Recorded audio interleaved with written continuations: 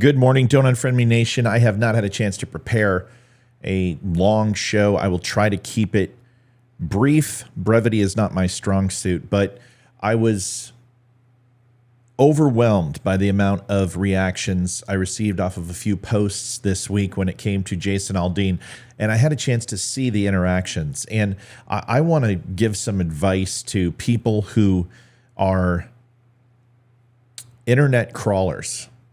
And I'm not talking about 1980, 1990, when the cusp of the internet was just being encroached upon, when people would go to QVC in the Home Shopping Network, or they would use Chat-Excite, or would use obscure search engines that nobody knew about to find things that nobody cared about. That's not what I'm referring to. What I'm talking about are the social media crawlers. And it's people with multiple social media accounts. I'm one of them. And I remember when I first started Facebook, but it wasn't Facebook, it was Myspace. And some of you might be saying I'm dating myself. And the thing about Myspace that was interesting is I always wanted to connect with others. And I always wanted to reach out and find people who I hadn't talked to in a long time. And there really wasn't this unquenchable thirst to have people recognize me or care about how many people followed me back, or, trying to win over strangers. Those things were never a concern. MySpace was simply sharing things that you cared about, that you found interesting, that others had found, and having a communal conversation with people you hadn't communicated with in a while. And honestly, it was fairly benign. It wasn't malignant like we see with Facebook and Twitter and others. And it was a simpler process. And somehow it manifested into something completely different. And I want to tell you, I'm not your father, I'm not your priest, I'm not your bartender, although I've done 2 out of 3 of those things. You get to figure out which one. It's not priest.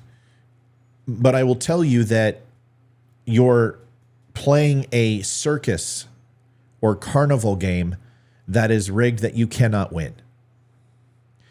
I am 2 things. I am a purveyor of Facebook, and I'm an expert on Facebook. I have taken a fairly moderate but conservative channel at the same time that is not the most popular on Facebook, and I have grown it immensely. And the reason why is because I understand the algorithm of Facebook, and I understand how it works because I market to it every day, and I do marketing, specifically digital marketing, TV, radio, et cetera, and all those type of things. And I've learned a few things. One is that this is a carnival game. It's just like when you have the water gun to fill up the balloon and you race each other, but everyone has to spend $10 in order to enter the game, and then they collect $150 for a $2.12 prize that they got in China. Or you shoot the baskets and you have to make 3 from 10 feet away, but if you actually look at the rim, it's an oval and the basketball can hardly go in unless it is an absolute perfect shot that Larry Bird or anyone else could make. When I say it's rigged because you're fighting for the blue like. And it is a very conscientious decision to surrender real social interaction for digital interaction. And let me give you a few examples.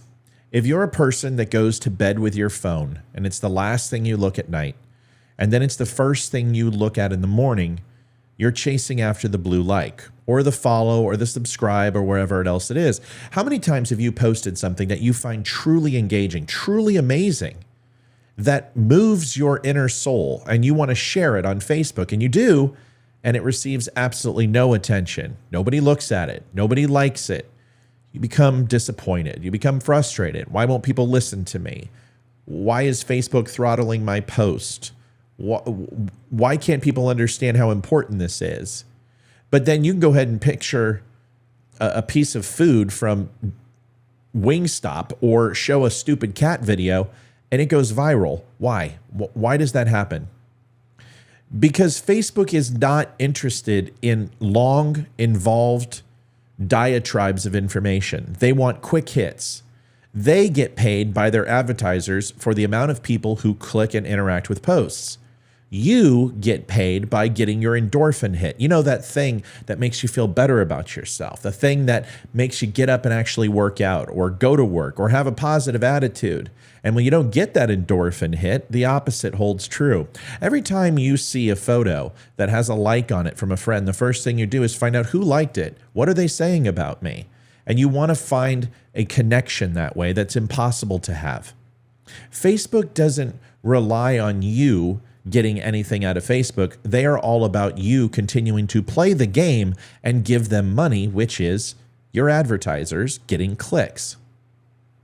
So when you post something that's truly amazing and interesting and makes people think, it's too hard for people to consume in a 2-second review of their channel. Each scroll, people look at it about a quarter of a second, and then they go ahead and continue to scroll. And if they get that reaction, those neurons fire, they stop and they somehow engage. Long-winded texts or amazing conversations about the Constitution or about what's going on in Russia don't necessarily do well unless there's something flashy. And what people have learned to do is gotcha headlines. Benny Johnson is a perfect example. He has more followers than I do, probably makes more money than I do as far as social media. But he gets people to come in with gotcha headlines.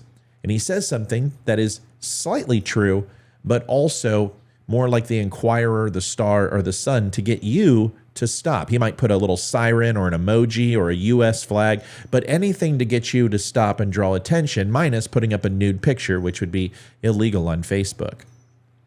The thing I can tell you is that the average person spends about 3 hours on their phone every day. About 2.5 hours is actually designed around social media. It has nothing to do with business. It has nothing to do with research. It has nothing to do with taking pictures of your family. That's only about a half hour a day. 2.5 hours are seeking something that you cannot find, seeking something that you don't have. Now, you might be taking offense to this, and you might say, Matt, well, what are you doing? Telling me to get off social media? No.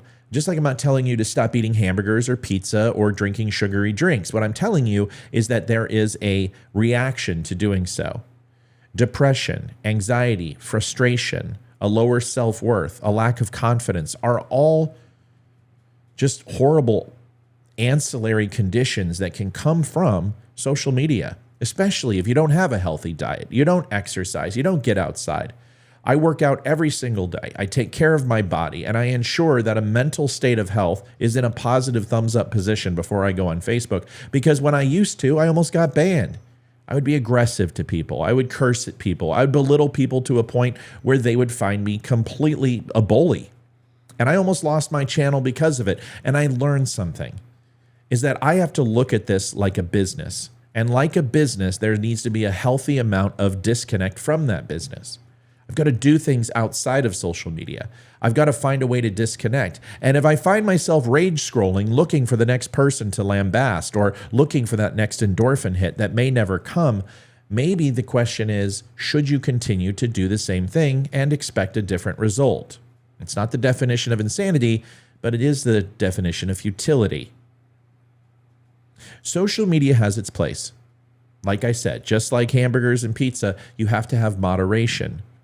I love those things, but I can't eat them every single day. As a 50-year-old man, I would blow up like a balloon. Imagine what's happening to your brain every time you see negative information, every time that you don't get that like that you want. Try replacing it with something else, and then use Facebook, what it's designed for, to reach out to people you don't know, to stay connected with the people you do know. It's not about getting as many followers as you can. It's not about getting as many likes as you can. It's about staying connected with the people that you do have and not necessarily worrying about the people you don't. I hope that helps. It's not political. I know Barack Obama and the drowning of his chef is the most important topic of the day, and I know people would rather hear that, and this video may not get the likes that I look for. But once again, I don't really care.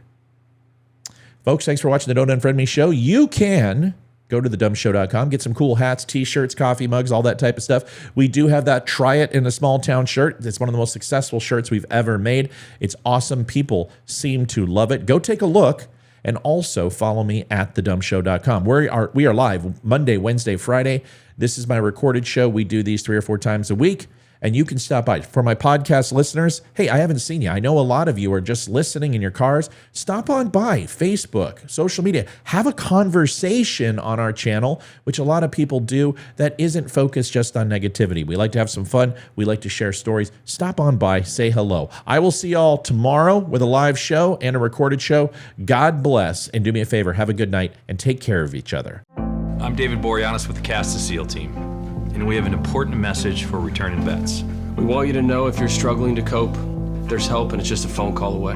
The Veterans Crisis Line is staffed with experienced professionals who know your struggles. There's no greater sacrifice in service to our country. We're able to enjoy our freedoms because of it. Your service is important, you are important. For vets and their families, the Veterans Crisis Line is here to help 24 hours a day. Please call